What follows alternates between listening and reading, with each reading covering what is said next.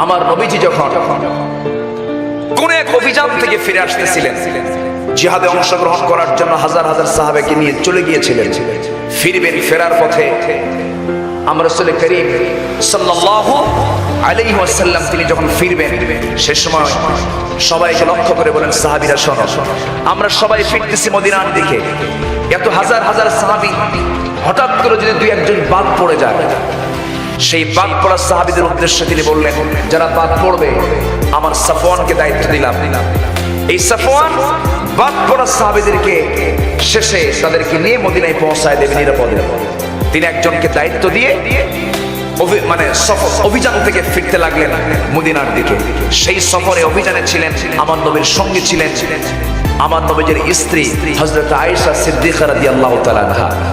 তিনি তার সফর সঙ্গে ছিলেন। রাসূল কোথাও গেলে মানে মেজর প্রবলেম ছাড়া বউকে ছাড়া দিয়েছেন এমন খুব কম। ম্যাক্সিমাম টাইম আমার নবীর সঙ্গে সব সময়ের জন্য স্ত্রী থাকতেন। এমনকি ইভেন উহুদের যুদ্ধ ছিলেন আমার নবীর পাশে আয়েশা সিদ্দিকা রাদিয়াল্লাহু তাআলা। আল্লাহু আকবার বলেন।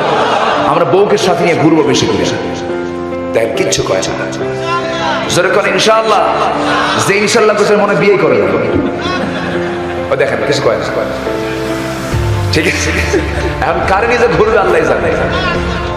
বসে যাক, কপাল খুলছে আপনার, বলি আলহামদুলিল্লাহ।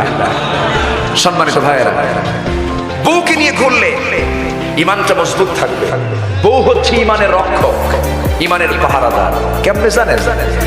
আপনি যদি বউকে সাথে নিয়ে রাস্তায় ঘোরেন, রাস্তায় যান, বউয়ের সামনে যদি আপনি পরনারীর দিকে যদি একটু ছায়া থাকে আর বউ যদি একটু দেখে, তাহলে কি হবে?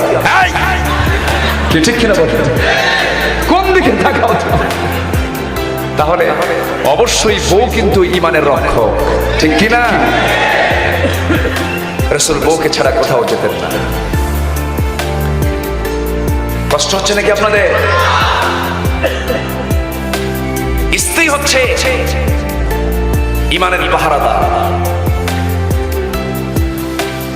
সম্মানিত ভাইয়েরা, রাসূল বলেছেন, যে লোকটা তার বউয়ের কাছে ভালো সে আমার কাছে ভালো। আল্লাহু আকবার। যে লোক তার স্ত্রীর কাছে খারাপ সে আল্লাহর কাছেও খারাপ। এজন্য স্ত্রী জানে আমার স্বামী কয় নাম্বার চরিত্রে, ঠিক কিনা? সবচেয়ে কাছে তো বউ থাকে, এজন্য বউকে সাথে নিয়ে আমরা ঘুরবো। জোরে বলি ইনশাআল্লাহ।